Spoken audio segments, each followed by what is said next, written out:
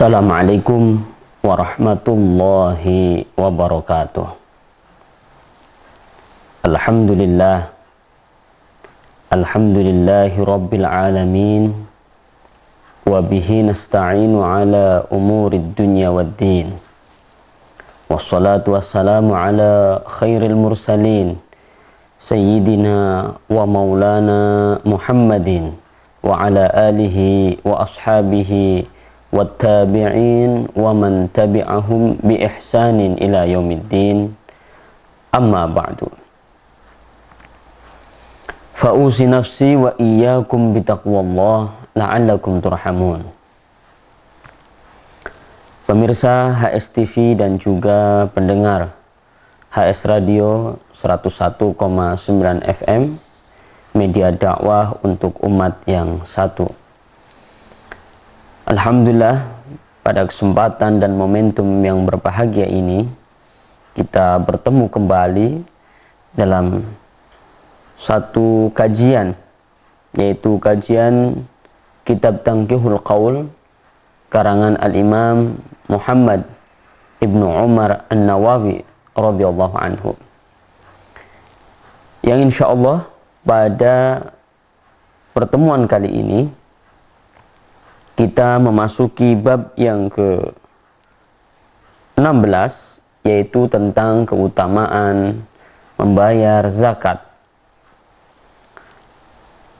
Ma'asyiral muslimin wal muslimat yang dirahmati Allah Subhanahu wa taala dan para sahabat HS yang dirahmati Allah, bahwa Allah Subhanahu wa taala mewajibkan kita membayar zakat untuk mensucikan harta yang kita miliki dan juga mensucikan diri kita. Secara bahasa, zakat mempunyai makna penyucian, sehingga kalau kita membayar zakat, maka kita mensucikan diri kita. Artinya, kalau kita membayar zakat fitrah, maka fitrah kita akan kembali suci. Diri kita akan kembali suci sebagaimana kita baru terlahir dari ibu kita.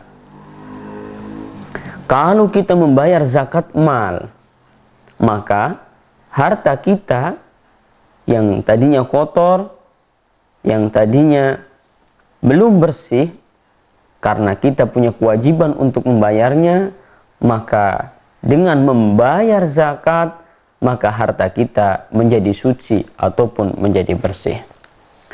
Sehingga Rasulullah SAW mengatakan bahwa az-zakatu qantaratul Islam.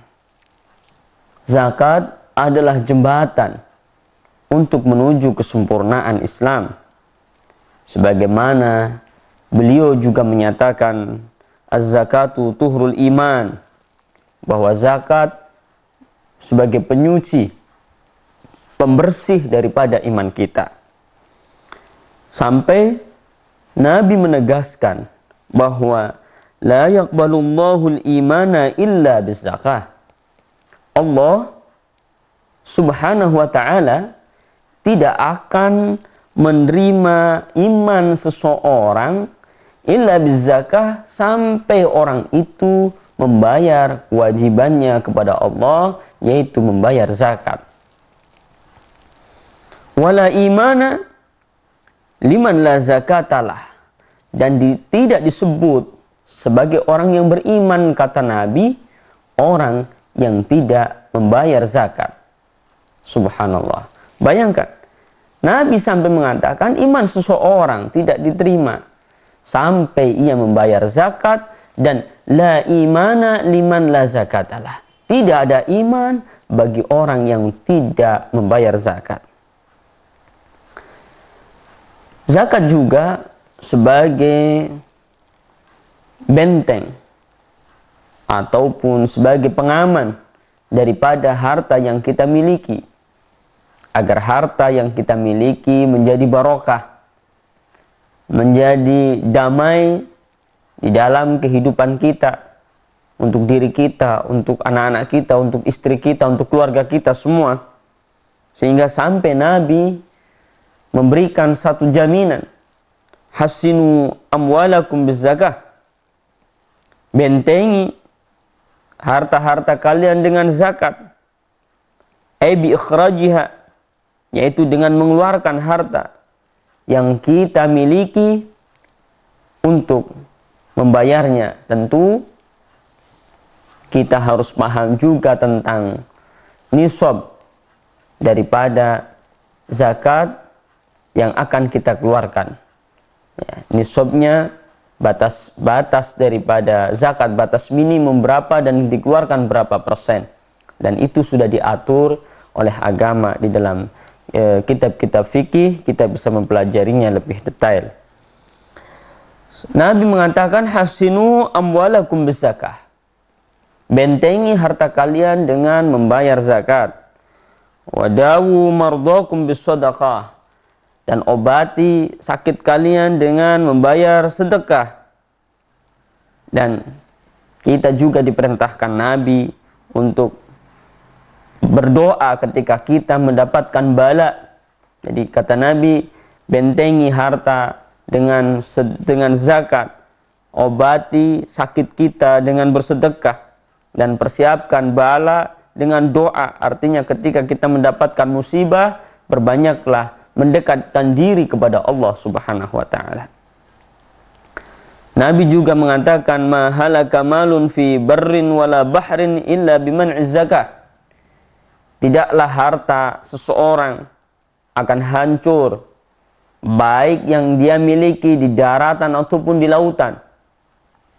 Mungkin dia punya harta yang sangat banyak, yang disimpan di darat, atau disimpan di laut, atau dia kelola di laut, tidak akan hancur.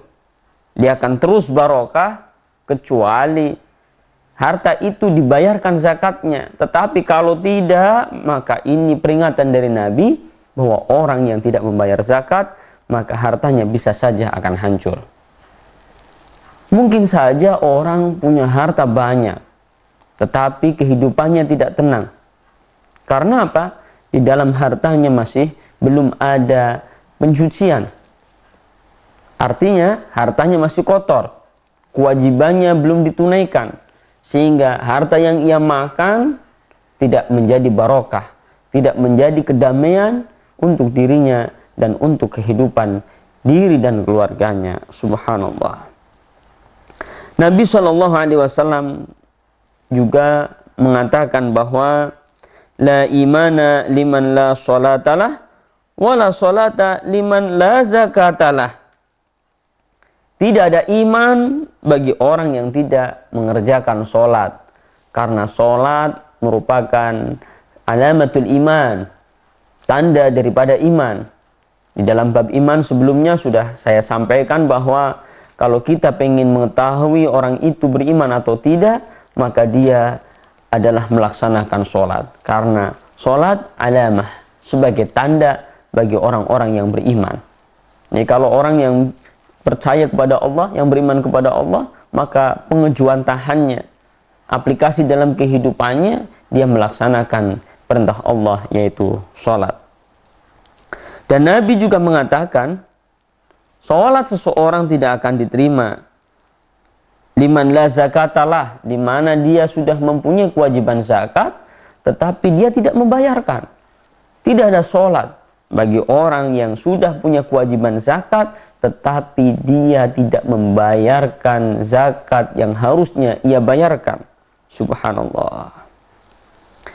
Dan ini sebagaimana diriwayatkan dari Ibnu Mas'ud radhiyallahu anhu, amarona biiqamatis shalah wa ita'iz zakah.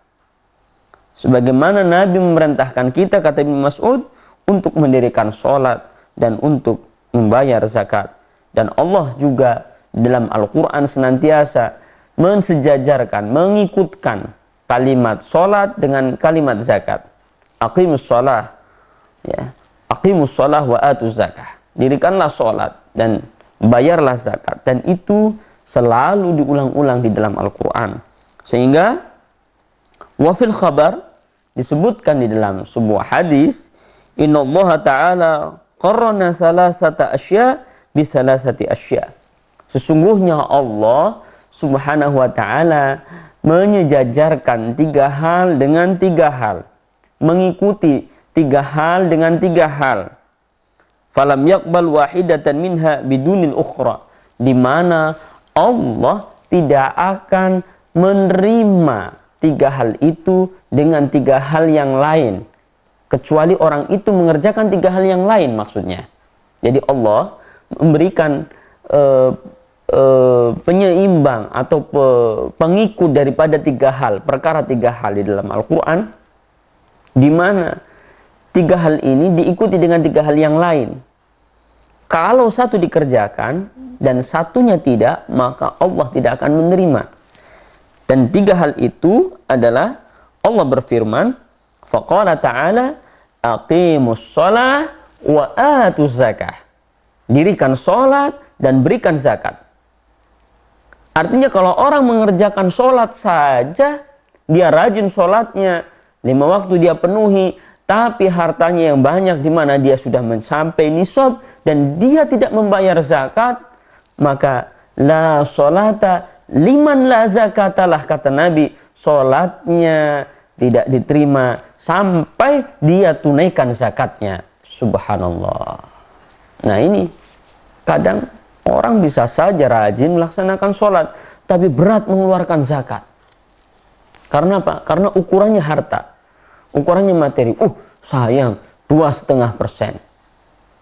Sayang 20% dari harta tambang umpama.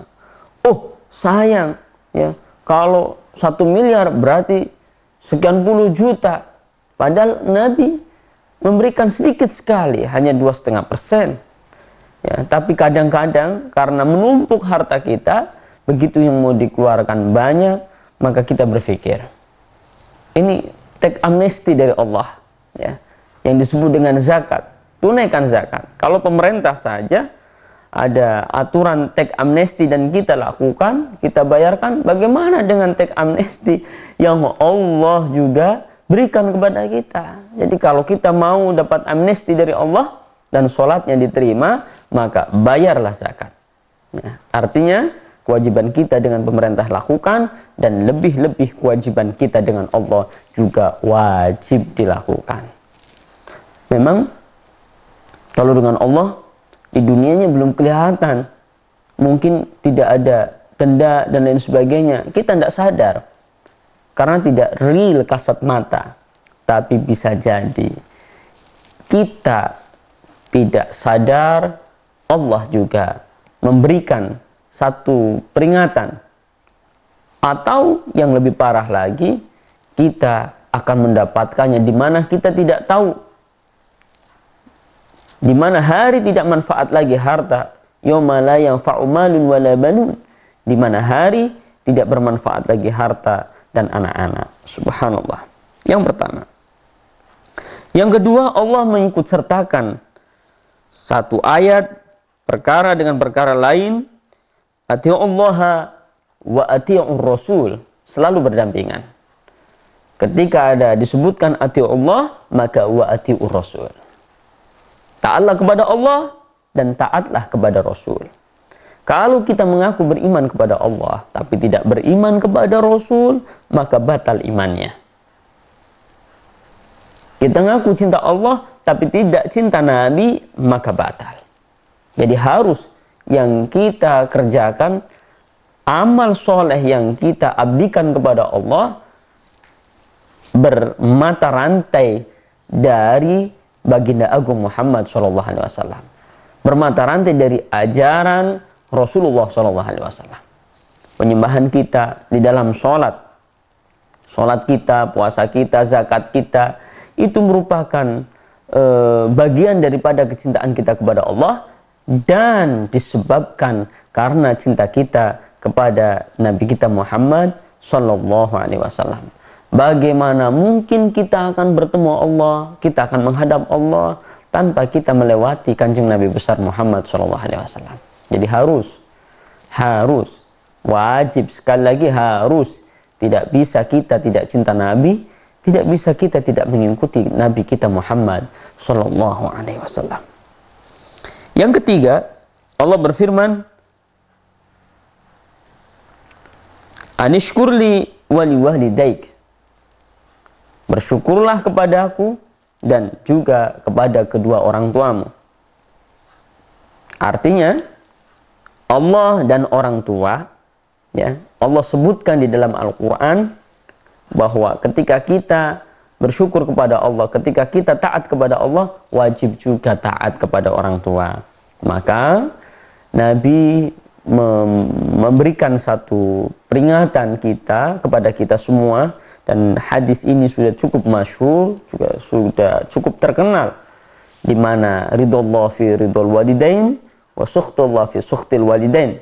Keridhaan Allah berada pada keridhaan orang tua, dan kemurkaan Allah berada pada kemurkaan orang tua.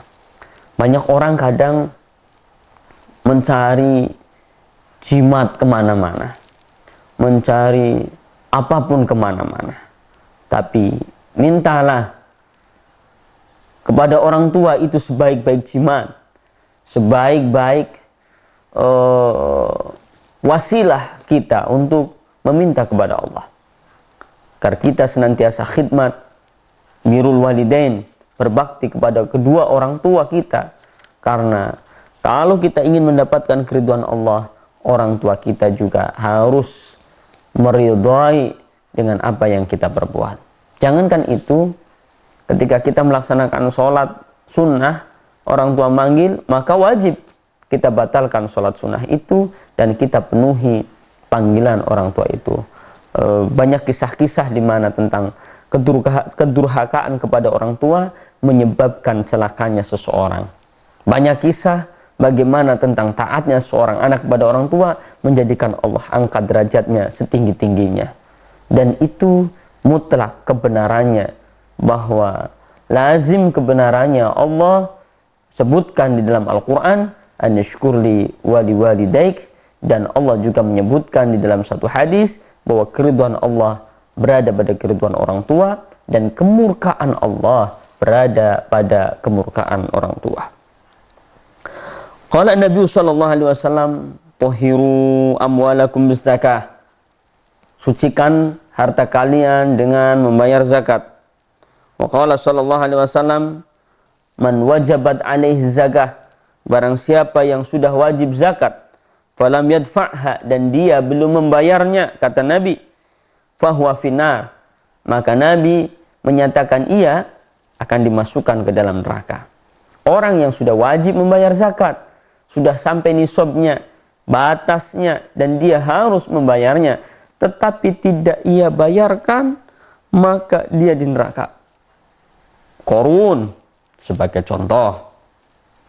Sa'labah, sahabat Nabi yang ibadahnya taat, begitu bergelimang dengan harta dan Nabi sudah ingatkan agar membayar zakat, dia tidak membayar. Karena tadi terlihat banyak, kita nggak pernah ngumpulin harta kita banyak, begitu mau dibayarkan 2,5%, banyak benar. Kelihatannya padahal sedikit benar. Dan Allah akan ganti terus sebenarnya apa yang kita keluarkan. Tapi melihat real daripada harta yang kita miliki dianggap banyak, dan itu menjadi sebab kita dimasukkan ke dalam iqab Allah, ke dalam neraka Allah Subhanahu wa taala. Ini Nabi yang mengatakan, "Man wajabat alaihi zakah falam yadfa'ha fahuwa finnar."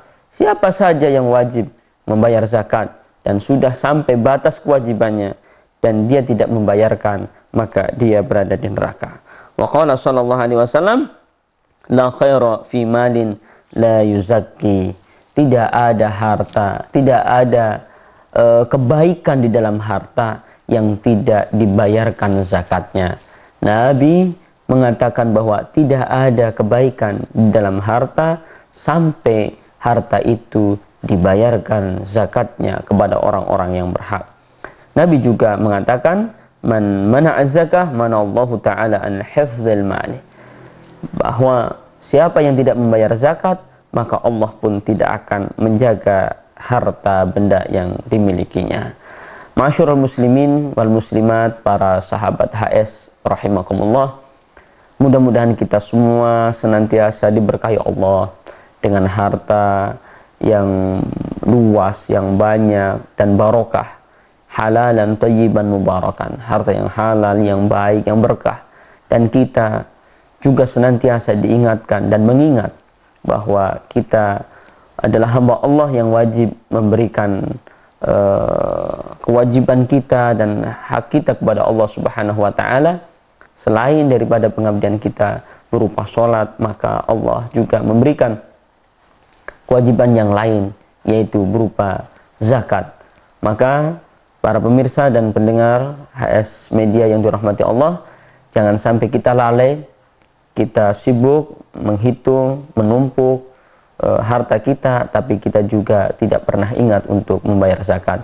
Malapetaka akan akan datang apabila kita melalaikan kewajiban kita sebagai hamba Allah. Hadani Allah wa iyyakum ajma'in. Semoga kita semua dilindungi Allah. Billahi taufiq wal hidayah. Wallahul muwaffiq ila aqwamit thoriq. Wassalamualaikum warahmatullahi wabarakatuh.